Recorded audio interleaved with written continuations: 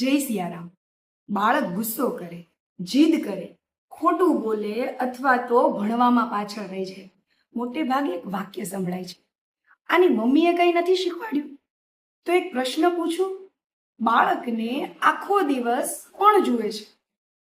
શું ઘરના દરેક વ્યક્તિ બાળકના જીવનનો ભાગ નથી? તો જવાબદારી માત્ર મમ્મીની જ કેમ?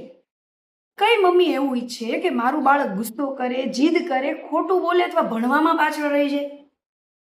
તો પરિવારે સાથે મળીને બાળકના ઘડતરની જવાબદારી લેવાની છે. કારણ કે જવાબદારી વેચાય તો બાળકનું ઘડતર ખૂબ સુંદર રીતે થઈ શકે છે. એટલે આજથી મમ્મીને દોષ આપવાનું બંધ કરીએ અને દરેક વ્યક્તિ પોતાની જાતને પૂછે કે આજે મેં બાળકમાં કયા નવા ગુણ અથવા કયો નવો સંસ્કારનું રોપણ કર્યું છે. કારણ કે યાદ રાખજો, બાળકની સફળતા હોય કે ભૂલ, એની પાછળ માત્ર મમ્મી નહીં, આખા પરિવારની છાપ હોય છે. એટલે બાળક કંઈ પણ વર્તન કરે ને, એની પાછળ આખા પરિવારનું વર્તન દેખાય છે. એટલે જરૂર વિચારો અને બાળકને બધા મળીને એક સુંદર ફૂલ બનાવો. બસ.